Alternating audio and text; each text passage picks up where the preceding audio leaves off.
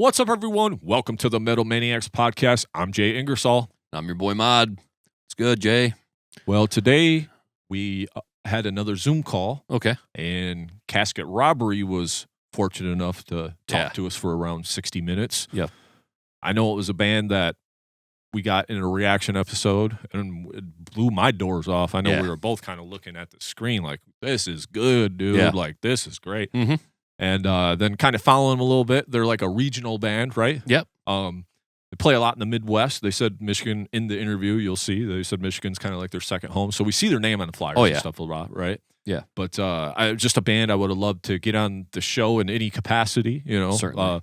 Zoom calls, something I would like to do maybe a little more of. Even if we keep them to 60 minutes, we could bang out 3 of them in a day or something because we do a 4-hour block. So that might be something too where we can add a little bit more. But end of day, Casket Robbery, super awesome, man. Yeah, I don't like to sit here and play favorites on the show because we have a lot of guests come through. They're all friends. They all make great music. But when I heard Casket Robbery, it just kind of hit me different. Like, this band is going to be big. If they're not already, they just felt like they're going to be big. And truth being told, I really love a lot of the riffs on this.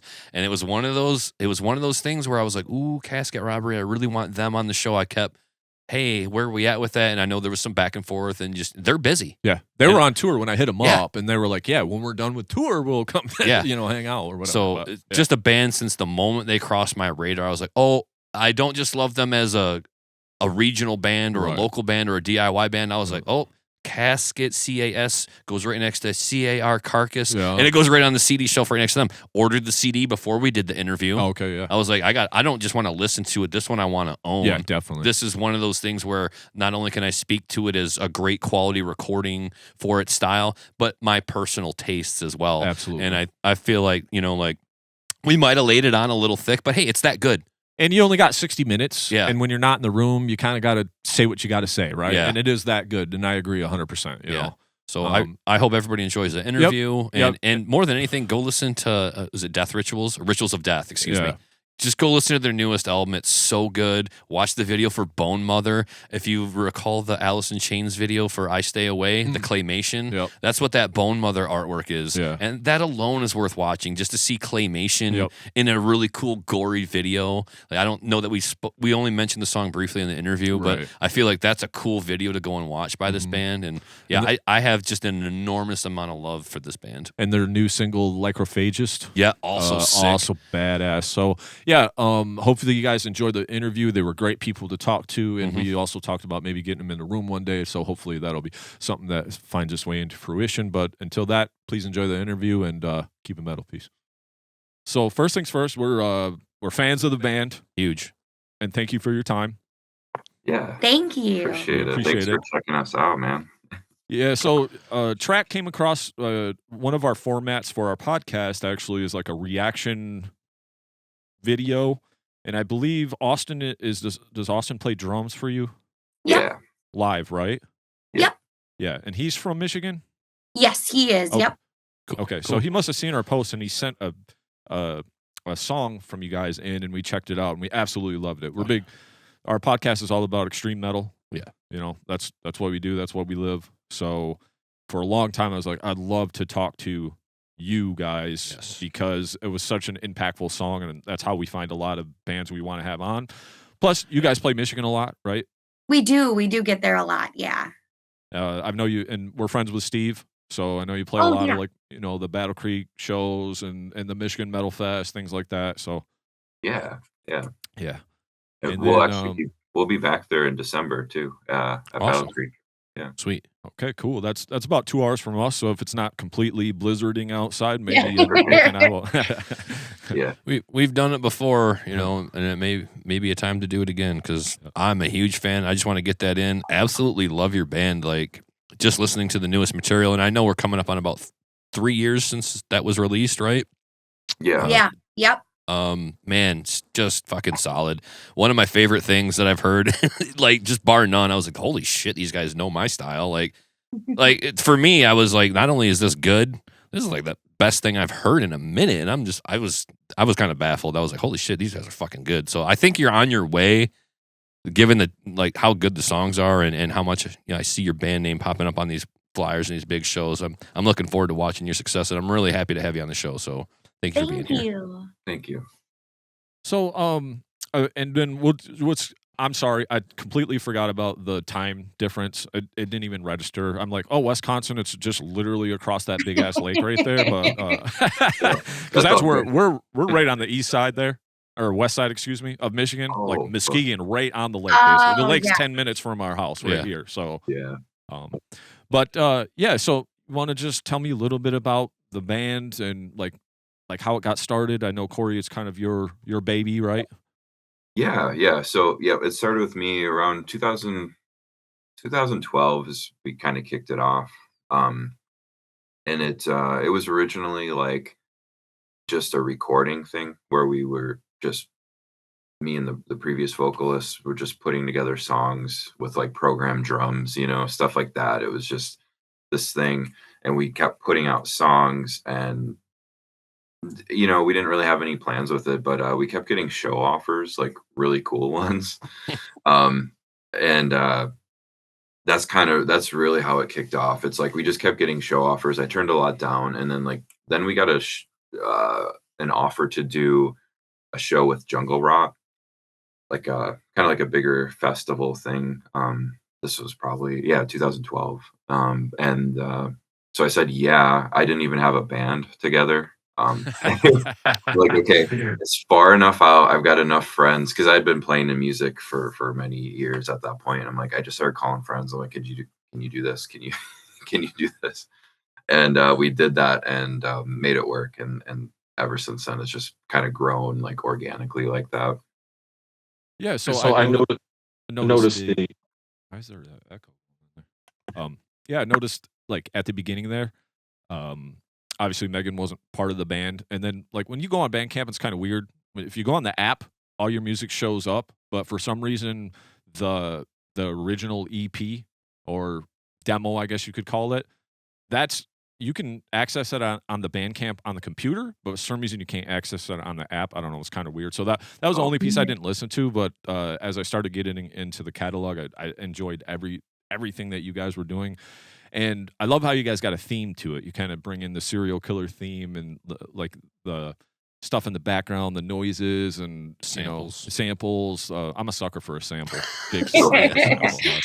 I don't know if White Zombie back in the day just captured me with that. That was half of what they did was samples. But to Nick's point, and I usually kind of go through the catalog. So you guys did like the 3-song, like you said, it was demo stuff or whatever, and then you guys put out the let me first release. Yep, the very first release here. Was his name Dustin, the previous vocalist? Yep. Okay. Yeah. The Evolution of Evil, correct? After the demo. Yeah. Yeah. We had a bunch of demos scattered in there. You'll find there's stuff I forgot we even released. Like different there's like a version of from the Evolution of Evil album. There's a different mix of and recording of Bloodbath 3. There's a different mix of Milwaukee Massacre previously to the album.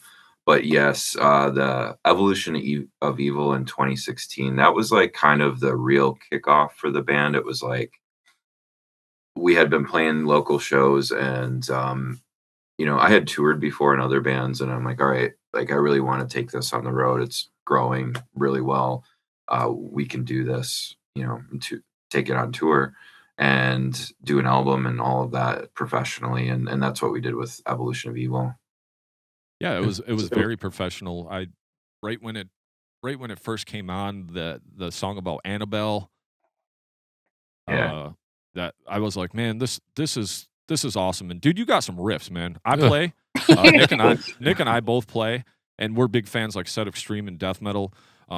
We don't get too much into the deathcore and the over technical stuff now, because that just seems to be like flooding everywhere. That's kind of the thing to do now. So hearing your band and really diving into it was like a fresh or a breath of fresh air, so to speak, because there's some technicality to it, but it's just heavy. It's in your face. You guys do the repeating parts, and that's just a staple, like old school death metal, right? Like if you want to say, like the Death of Carcass, and that stuff that Nick and I really, really enjoy. So your band That's is like cool. right up our alley, you know.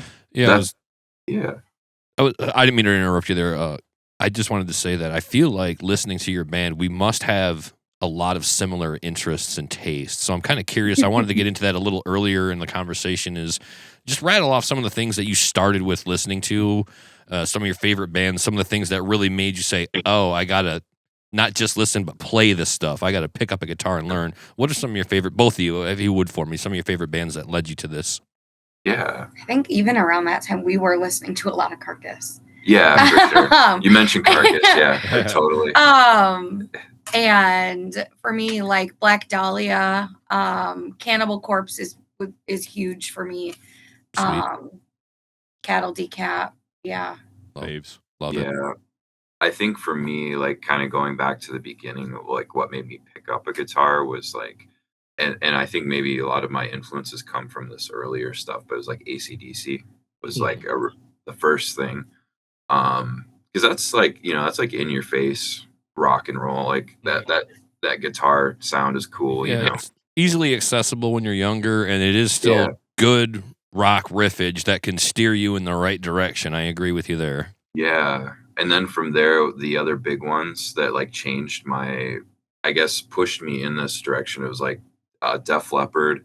And that's where you'll kind of hear with Casket, a lot of that melody stuff. It was like, I almost wanted to do, it's like, what if we could do a death metal band with like big hooks, like a Def Leppard death metal thing. Yeah. That's great. Def And then Leppard. it was like Megadeth, and then Children of Bodom was what got me into like death metal. So Yeah, I can really hear the melody come through, and that's, like I said, that's a big proponent for us. Like Carcass, Death, At the Gates, those were bands, Nick and I are 15, and we're going to the record store getting those. And that's why I say when you hear some of this newer music, it doesn't resonate so much with me, because I just have that songwriting ingrained. I have that, I want to hear some melody, I want to hear some structure. When you start being heavy just for the sake of being heavy, I get lost a little bit on that, I do love the extreme metal. I mean, I love me some Origin, but it's just, it's give or take some. And then nowadays you just have so many bands that are the heavy for sake of being heavy, and not just the songwriting gets lost. And that's one thing about your band that Nick and I both notice is the songwriting always stays there, Yeah, I was trying to articulate your style of music to my wife, who she's not really a metalhead, right? She likes some things, but she likes pop music, and that's fine. And we have our middle ground. But I was telling her, I was like, Jay, he'll like an album just because it's all teeth and just kick you in the nuts, right? Like Nails is one, right? So, and I said to my wife, I was like, this band is kind of like that for me. They don't need a whole lot of like super melodic or instrumental or atmospheric passages. It's like 40 minutes of getting your face punched, and I'm just like the punching bag. Like, give it to me more, hit me harder. I like, but the reason I like your style without all of, I don't need the acoustics or the piano, or I don't need the dynamics as much, because the riffs are so good.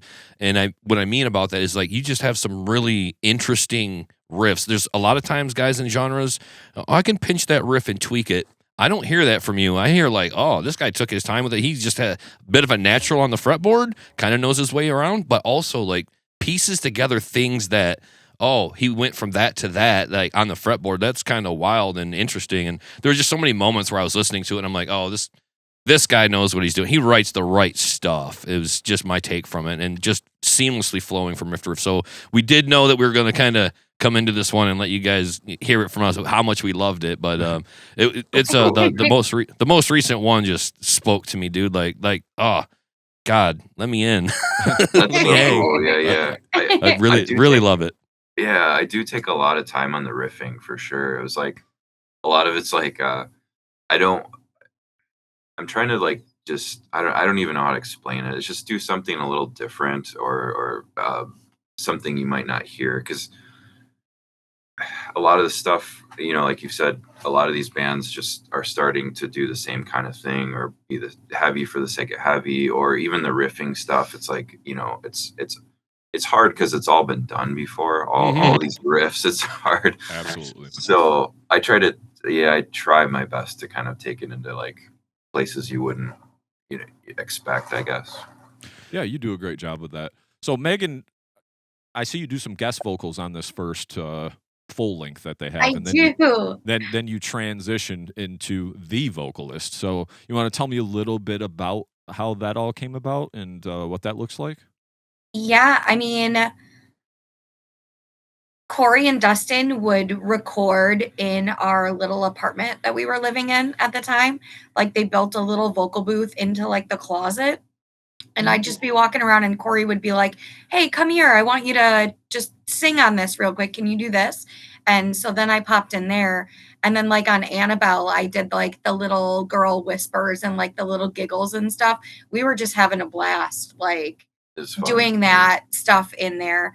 I did merch on one of the first big tours that Casket did. And then I was actually in like a local like metalcore band at that time. And when the previous vocalist left here, Casket was slotted to do this tour within like, I think it was like a month and a half, 2 months. And Cory had said, hey, do you want to fill in for this?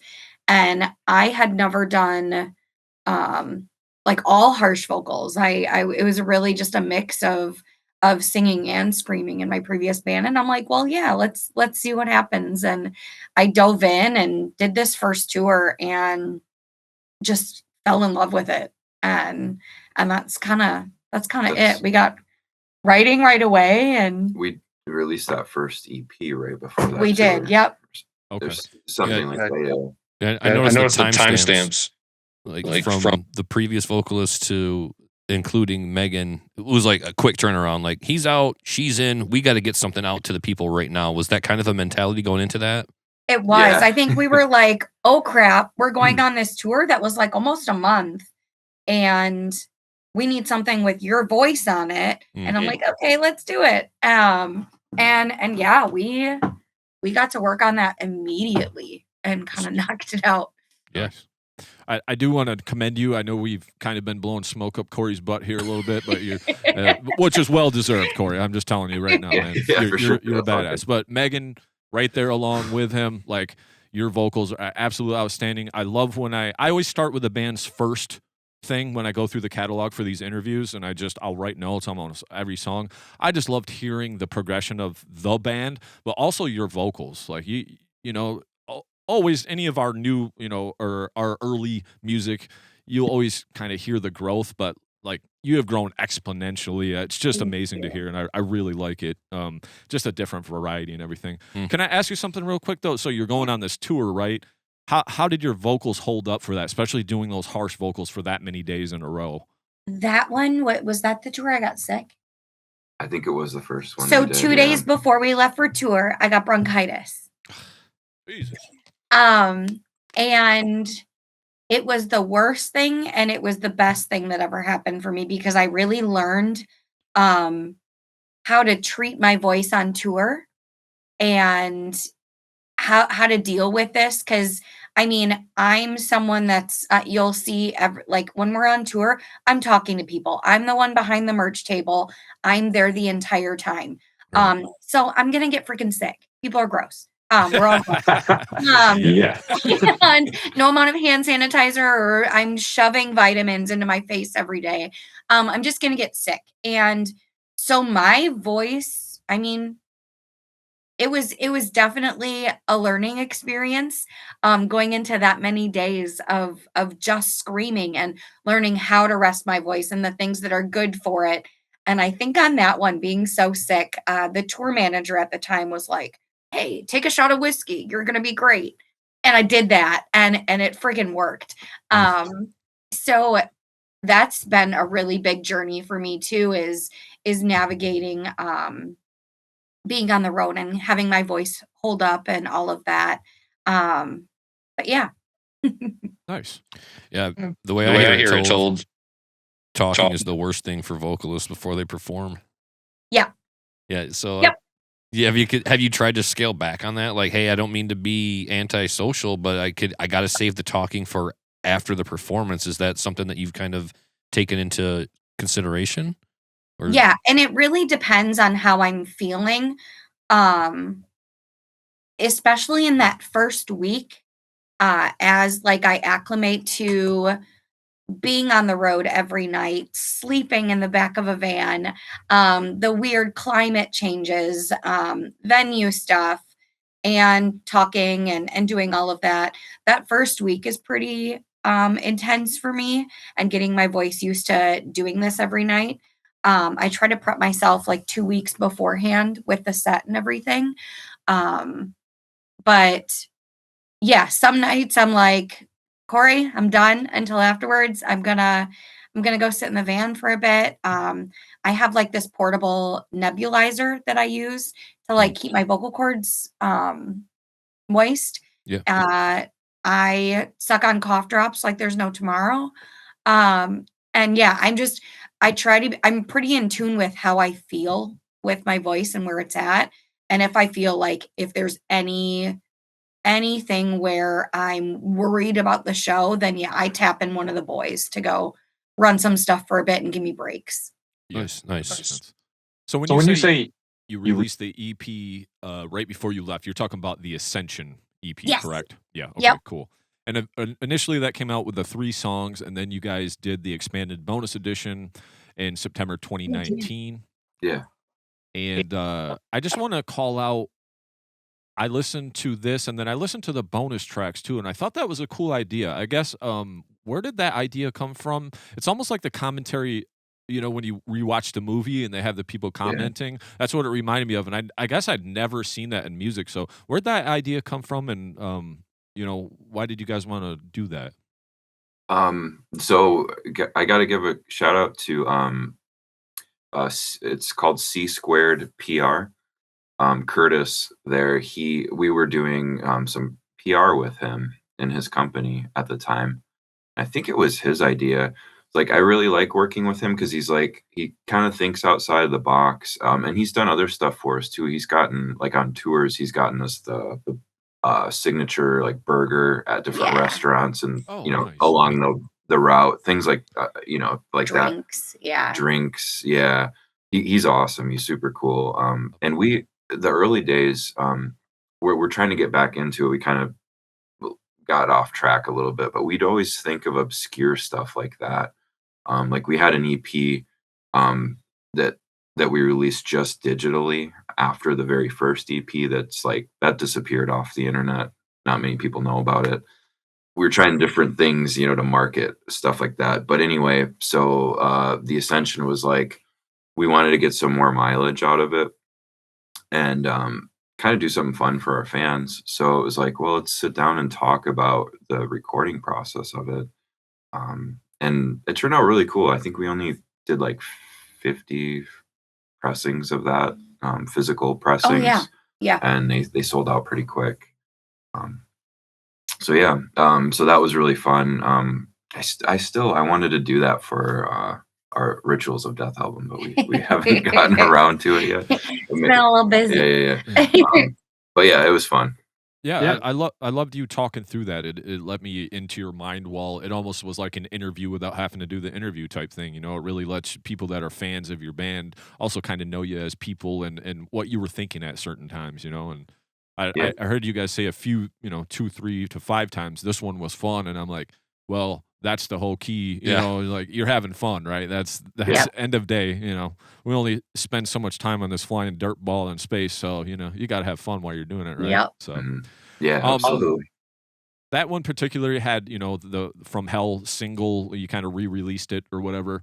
But then we get into August 2021. Obviously, there was a pandemic in there, so must have kind of laid low for that. It looks like, and then you come out with like the Hidden the Hideous single. Yeah. And just a few notes on that real quick. That came out in 2021 in August. I just put a few notes on that.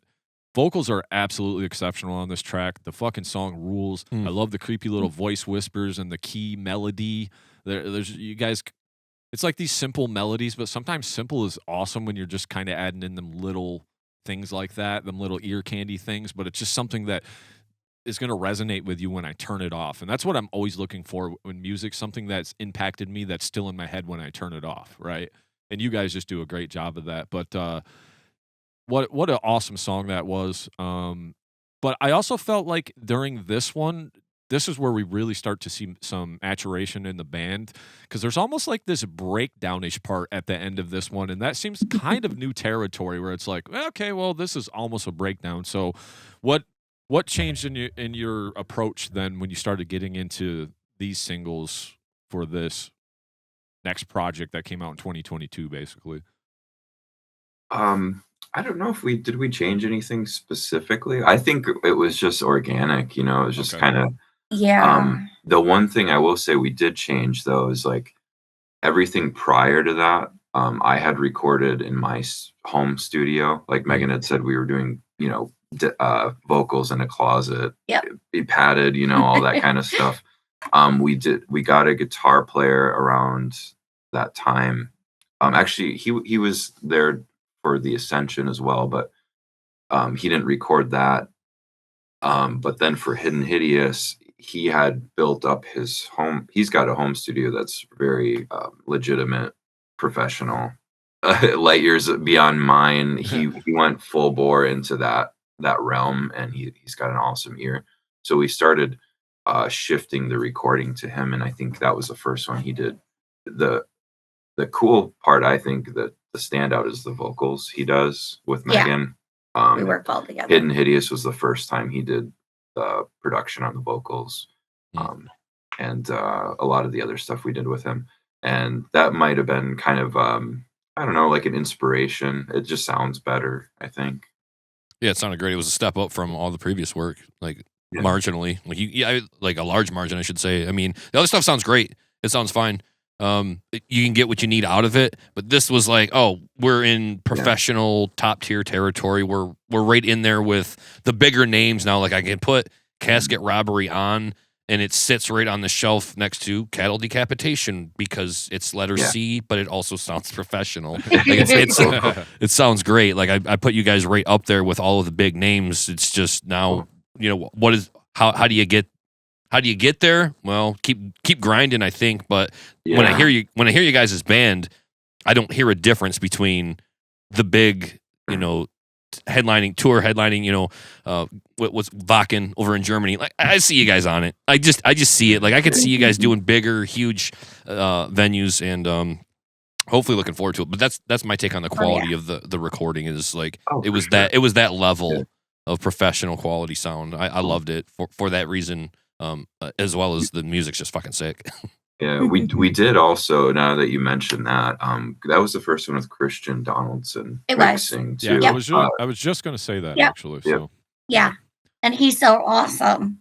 Yeah, and with that, I had a couple tours under my belt. I had been doing this and had already gotten the Ascension out of the way. So like the songwriting aspect of Casket kind of. I was starting to get comfortable with it, and I did get thrown into this world of vocalists that I just have as my peers now that I like. It's so crazy, and I see people doing things with their voice, and I'm like, well, I want to try that, or I want to try that in my way. So I really did that with Hidden, and Troy was really cool because he'd be like, now try it this way, and did really well with like the production part of it too. So I think that kind of pushed us a step ahead too. Now, when it comes to writing your lyrics and themes, is this something that you're locking yourself in a room and you're just listening to the music, or are you bouncing these ideas off the other guys in the band, or what is the lyric and or like hook for vocal approach for you? It's kind of varied throughout everything. I had like some set ideas for Ascension, and then when we did Rituals, that one got pretty dark with all of the lyric content and all the songs and stuff. So it kind of depends. Usually Cory will get riffs in like the bones of songs already. Sometimes he'll have ideas. I had a pretty clear idea of what we're working on right now. And he's really taken that and run with it. But yeah, it kind of depends. Usually I'll get like the bones of the song, and then I'll start writing things, figuring out like choruses and stuff like that and where to fit stuff in. And then we'll kind of finalize writing, and then we'll get in the studio and do all the like pre-pro stuff and keep adding things. yeah, that's how that's kind of worked so far. So I the Bone Mother then came out as a single, right? And both of those songs are on the 2022 release, Rituals of Death, correct? Yep. Yeah. This was the one Modd alluded to. I know you guys came out with the Lycrophagist, right? Yep. And that came out in 2024, just the one single. But this 2022 one as a full length, absolutely loved it. But I guess my question is, I know, Cory, you were saying that you had programmed drums, right, on some of the other things, and I noticed there was some in and out drummers along the way as well, because one thing I love that you guys also do, and what all bands should do, is put as much information on your Bandcamp so guys like me can know what's going on, because a lot of times it's like, here's our single, it came out this day, and that's all you got. And I'm like, well, at least you guys fill it full of notes. You tell me what you're thinking. You tell me who's all involved. So I love that. But I see some interchangeable names, obviously, on behind the kit. So when we're going into Rituals, are we doing live drums, or are we just doing the drums as a live situation and having people play what's in your head? So Rituals, this is where some of the notes get a little hairy in here too, because it was like the pandemic was a weird time. I don't remember exactly who was drumming for us. I think it was Eric. Alex and Eric, and then us. I think we had all of them on some aspect. It's like we had our previous guy Alex just had left the band during the pandemic. Things were crazy, and then I think we started jamming with Eric Schultek, who is a very phenomenal drummer. I think he is credited on the album, but he did not track. Yes. He did not track it. Rituals is actually programmed drums. Okay. And then we had a guy come in and play the cymbal parts. Okay. That's not something we talk about a whole lot, but it's kind of a cool way to, like bands like us, back in that time period, we weren't making a ton of money. So it was like program drums sound really good. And if you can get the real cymbals and kind of give it a little more lifelike, it sounds pretty good. So that's how we did that album. And you're programming the drums because it's something you've done for a long time? Yeah. So again, it's like I'll come up, Troy and I actually will come up with the initial, because I'll write the riffs, and then like me and him will kind of bounce stuff back and forth. He's more of like a producer role. And he played guitar with us live for a while. He's not so much into doing the touring, so he kind of dipped out, but he stayed as a producer. Him and I kind of will bounce drum ideas and song ideas back and forth. And then what we did was we sent it to a couple friends that actually play drums. And we're like, hey, we don't know how to play drums. We don't know how, if you were to do a drum fill here, I don't know how you would approach it as a drummer. So we sent it to a real drummer so we can like make it real. Yeah. And a couple points on that. First things first, I mean, we're in 2025. All these programmed drum stuff sound perfectly just like real drums. So, like, you got a guy playing it live who really cares? It makes it easier to make music. And I mean, how much money do you got to spend in the studio to set up a real kit, mic it, and then have it sound good on top of that? That's always a challenge, right? Then the second point to that, real quick, is, as a guitar player, I know how to play drums for the most part, but sometimes if a guy doesn't know anything about the drums, not saying you don't, but I'm just saying there's certain guys you're like, how's he hitting a cymbal, double bass, the snare, and 3 toms at the same time? So you gotta like, you gotta have that quality control. Like, is this actually playable? You're like, this guy needs 4 arms to play what you just programmed, bro. I don't know what you're doing. Yeah, for sure. And honestly, here, this is kind of another little snippet. Troy and I love, like you had mentioned earlier, the samples and that kind of stuff. He'll throw in weird stuff like that. Like he was doing, I'm trying to remember, there was a couple spots. I actually kind of called him out because there was a cymbal hit and a snare hit and a tom hit.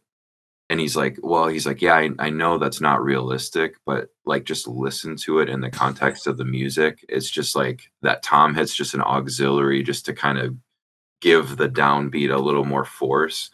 And I'm like, okay, yeah, we do use samples and stuff like that. So we've done that intentionally. But on the flip side, we're very, thorough in making sure that the drums are realistic. other than those like auxiliary, we have a lot of auxiliary drum hits too, like reverse snares and huge reverb snares and things like that. So it sounds great to me. I think it's the way to go. The more bands we have on tell their story and how they recorded the drums, I hear the same thing over and over. They're programmed or they're replaced, and it's just easier, and it's a financial decision. It's an economic and efficient decision. Just like it's easier.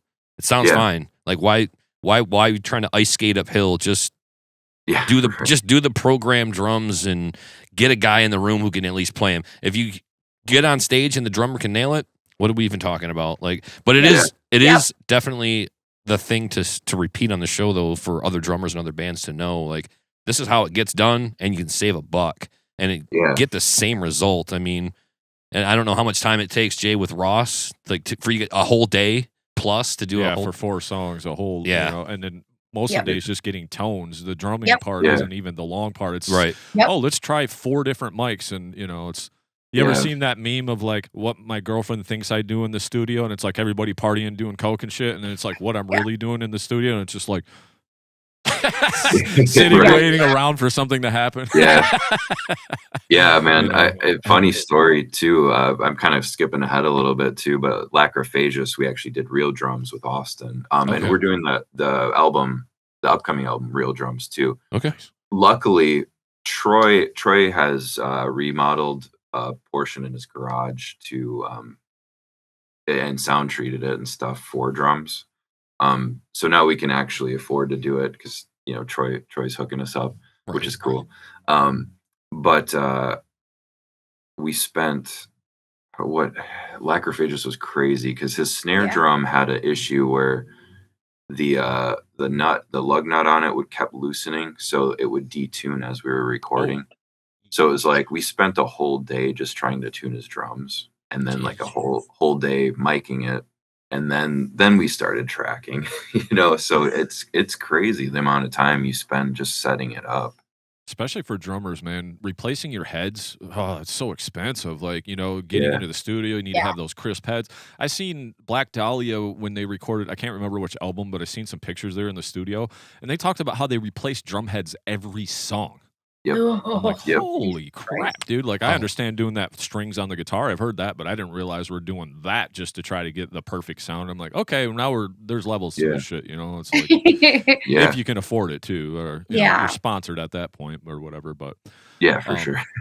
So, usually in the song, just for time, we'll keep it to 60 minutes. I will say that, man, if you guys ever get the chance, we'd love to have you in the room here and really just dive into more and whatever. Usually we'll go through every song and kind of give you some notes or whatever. And sometimes the Zoom format's kind of tough because you don't get the whole body language experience and all that, when who's talking or whatever. But end of day, I still appreciate your time. So we'll just kind of skip over some stuff because there are some questions I do want to ask. But I do want to just say overall, on Nick's sentiment, what he basically said, this Rituals of Death album is just fucking sick, man.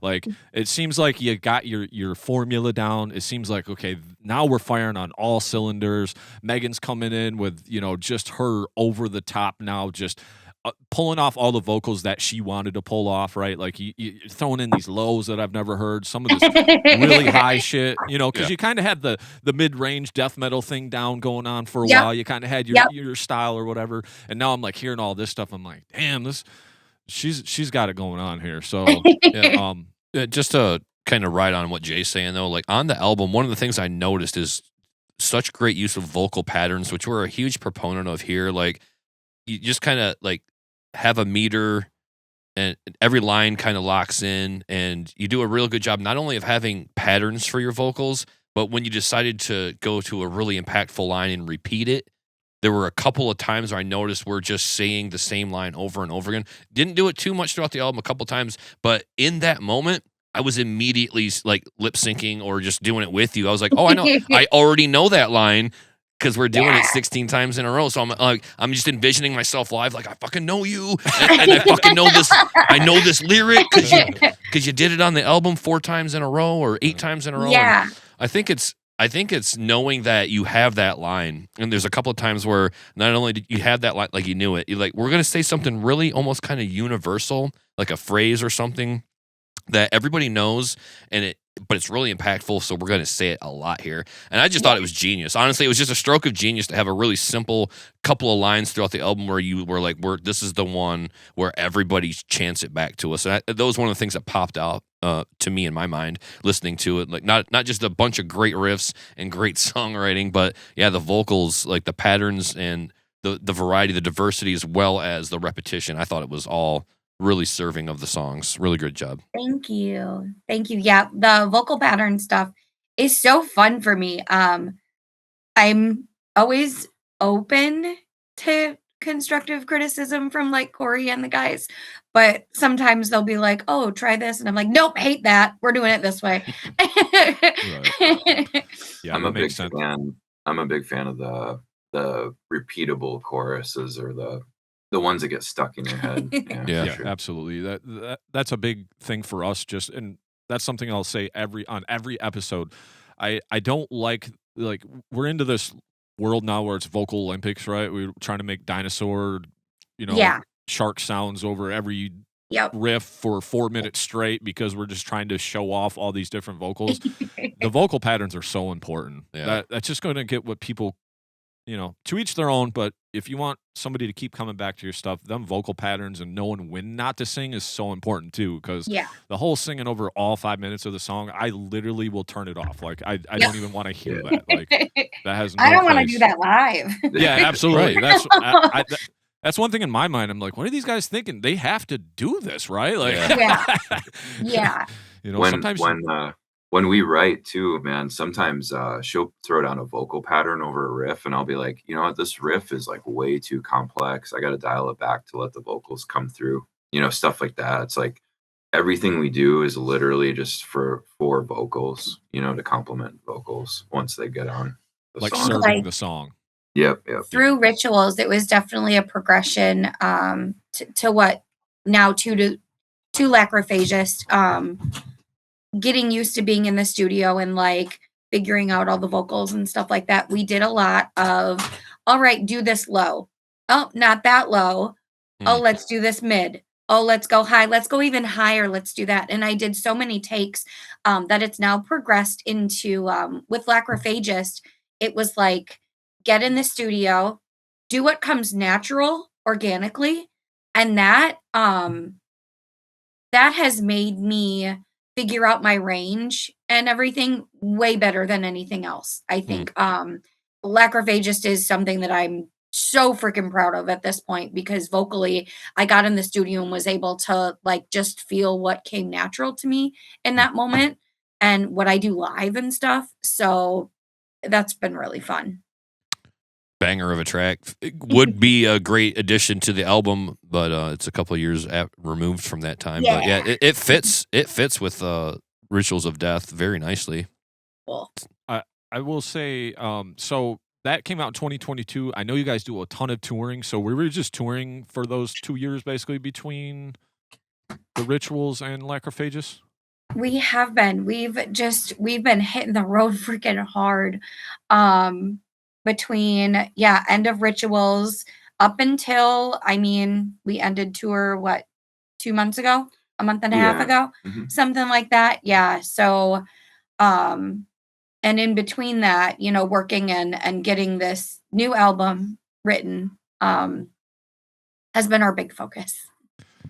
And I would be remiss just while I got you guys on here. So you've done some voiceover work as well? I have, yeah. Sweet. You want to tell me a little bit about that and how you got into that? Yeah, so I am part of, involved in a company called The Monster Factory. They're based out of Canada.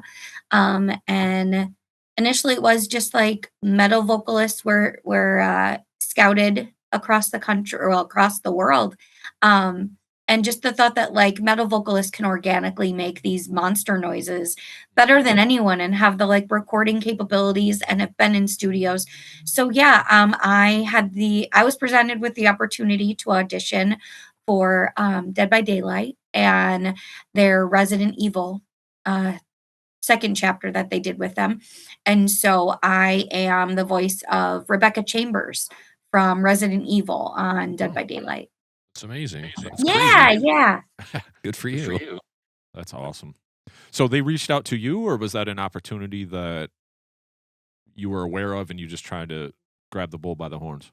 Initially, the company reached out to me when they were looking to expand worldwide, because initially it was just a very Canadian company. But yeah, they made teams with vocalists from around the world, and I'm part of the United States team.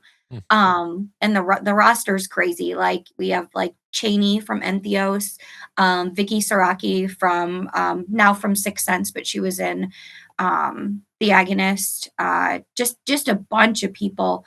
Riley from Allegiant. Why am I blanking? But yeah, it's just been really cool. We get auditions to do this stuff, and it's wonderful. That's awesome. Love it. Yeah. And Dead by Daylight, so cool. I had never played it before, so I'm like playing it before I go and record everything to like see what it's all about. Now I'm like obsessed with it. That's awesome. I feel like it's in my library. I can't be 100% sure. Steam you can game? play as me. Awesome. Do it. Yeah, so let's talk a little bit about, obviously Rituals of Death, awesome, 2022. I absolutely loved it. And then Lycophagus came out June 2024. You guys, obviously bands know that you have to continue to put out music to keep people interested. So want to tell me a little bit about this new stuff that you're working on, or what all you can unveil for us? Yeah, absolutely. It's been we're finding ourselves, as Cory and myself are kind of the ones that are like friggin' elbow deep into all of this stuff, and keeping things running. Yeah, it's been all of these tours, and like, we have jobs when we're at home, and getting the album written has taken over our lives. We are pretty much solid on writing, save for like a little bit left. Our focus now is recording the new album, and I'm really excited for this one. It's taken a little bit longer than I think either of us and probably everyone would have liked, but it's going to be really fun. We have a really cool vision for this one, almost conceptual in an album, but not like standard by any means. It doesn't follow like the exact concept. I just like that I have a really big idea for it without giving too much away. Yeah, sure. But we're really excited about it. So besides the live drums getting recorded in the new spot or the updated spot, is there anything different that you approach the music, Cory, writing going into this? Anything different that you've done, or? No, not really. I will say one thing I've kind of noticed, and this, again, it's just like, it kind of comes naturally usually when we're writing this stuff, but it's a little more, I would say, more melodic this time. And that's going to be exciting. It's still heavy, but also melodic. There's a lot of faster songs. We tried to vary the tempos a little bit more, so it's not so much mid-tempo. We have got a couple slower songs, kind of like we did on the last album. We had Postmortem was slower. We've got a couple of those, but then we like really push the tempos on some of these too, which has been really fun. But yeah, definitely melodic, aggressive. Yeah. And yeah, super, super stoked. Some of the riffing is crazy. Nice. I'm excited for it. Jeremy, is he the other guitar player that you said? Is that his name? Troy. Troy. Okay, Troy. Yeah. All right. So is he writing as well?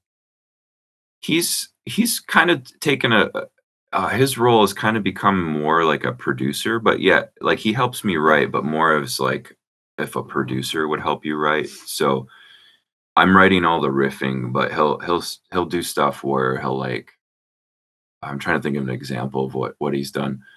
It'll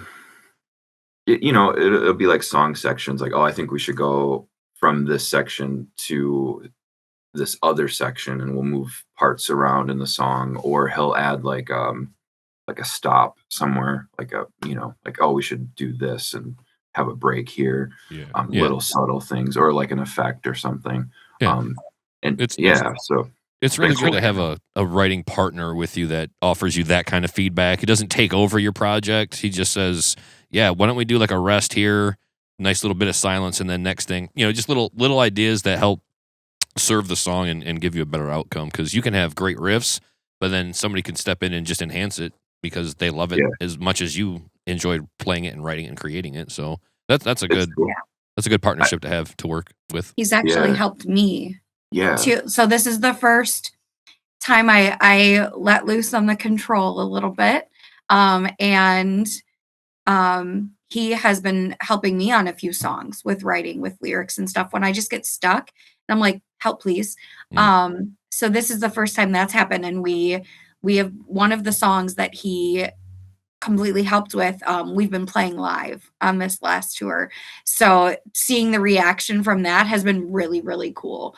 And it's letting me grow a little bit and not really that I need to have control of everything all the time on lyrics. Yeah, absolutely. Absolutely. Having a guy to kind of shave off the unnecessary things. And maybe we don't need to go 8 times here or 12 times here. Maybe we only go 6 or whatever, just kind of having that outside perspective, but also letting you have, Cory, it's your baby, you've raised this thing, right? It's been your riffs carrying this thing all the way through. So yeah, for sure. Got a few more questions for you and then we'll let you guys go. I appreciate your time once again, like always.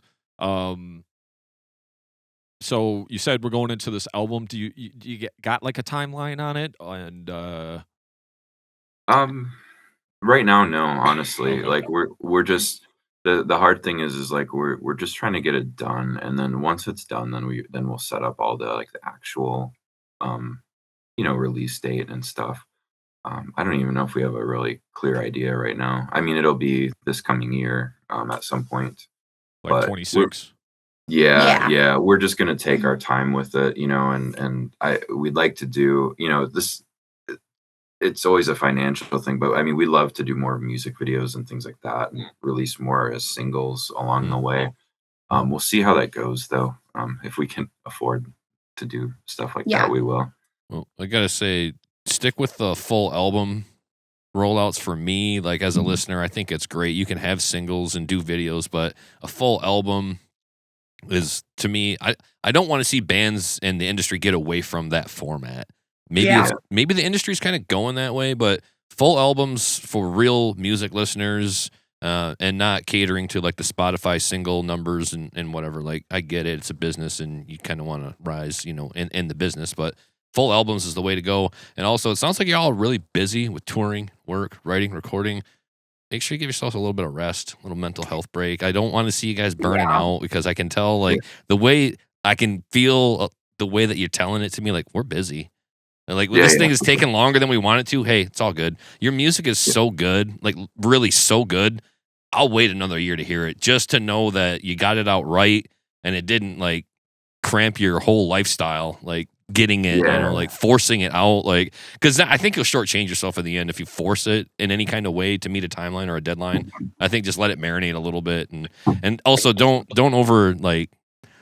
stress out in the lab over it. Like, just know that it's probably going to be looking at what I'm guessing will be your best work, because that's how excited for it I am. So we've definitely maxed ourselves out and hit points where we have to like walk away from it for a bit, and I think that's why it's taken so long. But it's like, and it's tough too, man. Like, just being the only songwriter for riffing anyway. It's like I'm trying to not repeat myself too, and then but also not get in my head about it, because if you start thinking about that, then you go off into tangents.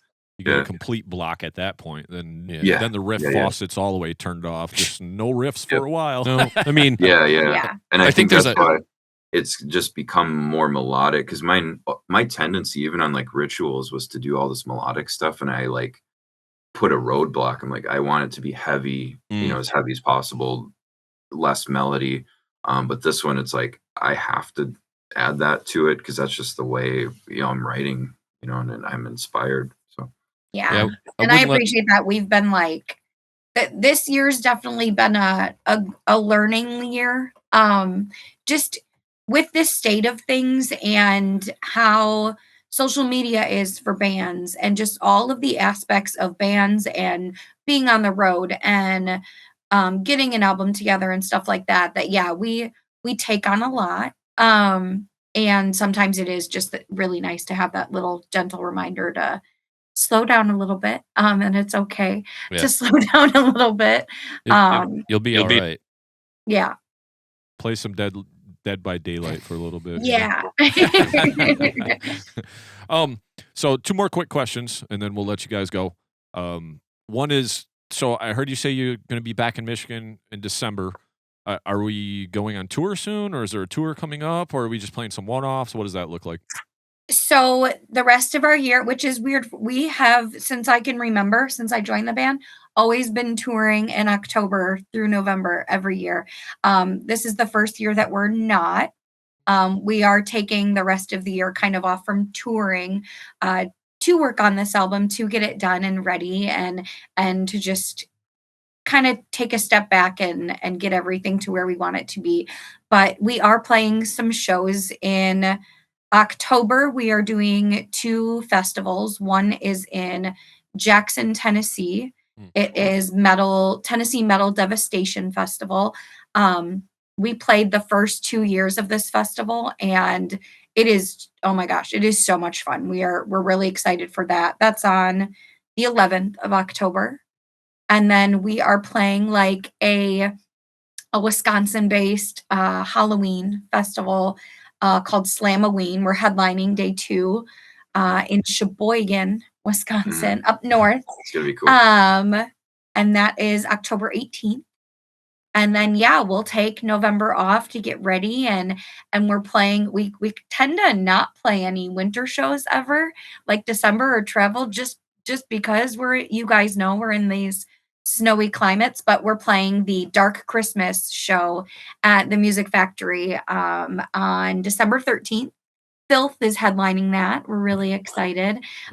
Kill Crown's playing. So our friend Steve. That place is like a second home. Michigan is like our second home base. So when they offered that to us, we were like, oh, we got to do it. Yeah. Nice. We actually shot Lacrophagist at Music Factory. Okay. Nice. Sweet. Yeah. Like the day 1 of tour. Like, it was before tour. Yeah. We were literally on tour. We're like, all right, we're going to shoot this video and then go. But we're that's kind of the rest of the year for us. Heck yeah. Well, like I said, guys, I appreciate your time. We absolutely love your band. As far as sometime I'd love to get you guys in the room over here, just kind of really dive into some stuff. That. And, love it. We're about 2 hours from the Music Factory. We're about 45 from Grand Rapids. But if we got to come to you two, we could always do that as far as meeting up in Michigan somewhere. Maybe do a different format, a little sit down or whatever. But we got everything set up, the cameras and all that here. I don't know how familiar with the show you guys are, but we're just trying to interview all the bands that we enjoy, especially just put a name out there for like the I hate saying local because it's not local. There's so many damn badass bands in Michigan, and I'm sure where you're from. And that basically leads me to my last question, unless we missed anything from Casket Robbery. I guess you could tack that on. But my last question is there any bands from Wisconsin that you guys are digging that we should check out? Oh, so many. Yeah. Yotuma. Okay, heard of them. Very death metal. Very. I just featured on a song with them. They just released a new album. This last few weeks. H1Z1 from Milwaukee. Macabre. We love. From up north. What else we got? We got so many. Ego Death. Those are some of the main ones. Yeah. Okay. Yeah. Cool. Yeah. All right. Well, Nick, do you have anything else or? Yeah, real quick. I saw, it was a couple months back. I think it was it Rob Dukes from Exodus? Was he wearing your shirt? Yeah. How did you feel? How did you feel waking up to that? That was crazy. That was nuts. It was fucking crazy for me. I was like, he's wearing a Casket Robbery. I mean, I like them and they're cool, but are they that fucking big? Did I miss the memo? How fucking big is this band? So just tell me about that. That was crazy for me. We love Rob. He actually introduced us when we played the first year of Milwaukee Metal Fest when it came back. But you can talk about Rob. Yeah. He came out on stage and introduced us with our set there, which was so cool. And then we chatted with him afterwards. And then you did his podcast. Yeah. And it was just he was just really cool. We talked about like tour pranks he used to do in Exodus back in the day, stuff like that. Nice. And it was funny too, because he's like, bands don't really do that a lot these days, the tour prank thing. And I'm like, dude, I wish more bands did it. It's hilarious. So we just chatted with him a lot, and then went to see Generation Kill, his band in Chicago. We hung out with him there a bunch. And that was that, and then we gave him a shirt and stuff like that, and then surprised to see. I was also stoked to see he was back in Exodus, because stuff he does with them, and his vocals, even in Generation Kill. I mean, we saw him like a couple times. Yeah. Man, he just rips live. Like live is like really, he's got a cool presence and a cool nasty voice, and we love it. So it's cool to see him in Exodus, and then also rad for the shirt, Yeah, rad to see your shirt. Also, Rob Duke's Exodus material underrated. Like they just an era of Exodus that somehow gets like overlooked, and I'm like, this might be some of the best stuff. I don't know. Like I don't know. It's like not as close to the John Bush, Joey Belladonna, Anthrax thing, but it's like, oh well, they're different, and the other stuff sounds good too. So. I just thought it was a cool experience seeing that. I like all of it. Yeah. I know it was like kind of 50-50. Some people were stoked, some people, weren't. But I don't know, man. I like bands. The variety they have, if they have different vocalists and stuff. It's kind of cool, to have that difference. Yeah. Good times. Well, all right. Is there anything we left off, or anything you want to say before we let you guys go?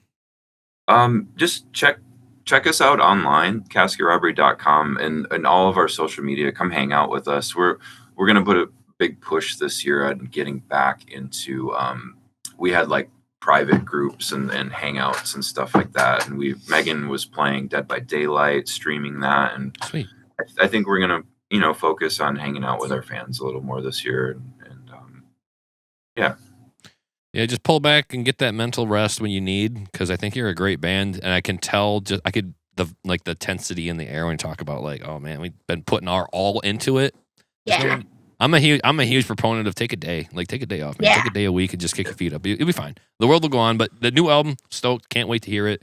Please get back to us, let us know, slide in the DMs, and share something with us when you're ready to, because we'll shine a spotlight on it and get it out to as many people as we can. Cool. And we will be playing a few of those new songs from the album at Michigan in December. Okay. Yeah, we've been playing them live, so they're ready. Yeah. I'll be following you and earmark the date and see if it's not a horrible wintry, blizzardy type of December day. Yeah. It might be in the cards for us, or for me, or both. We'll see. I'd love to. Awesome. Sounds good. Thank you guys so much for your time. Appreciate it. Big fans of the band. Make sure whoever's listening or watching this, go check out Casket Robbery. All the links will be below in the video or on Spotify. So, with that being said, much love. Keep it metal, you guys. Thank you. Peace. Thank you. Thank you. See ya. Later. Thank you so much for checking out the episode. Be sure to hit that like button and give us a share. Yeah, and if you enjoyed our podcast today, please give it a rating on your streaming service to help us gain some exposure. And if you really enjoyed the show, please give us a follow or hit that subscribe button and come hang out with us every week. And remember, keep it metal.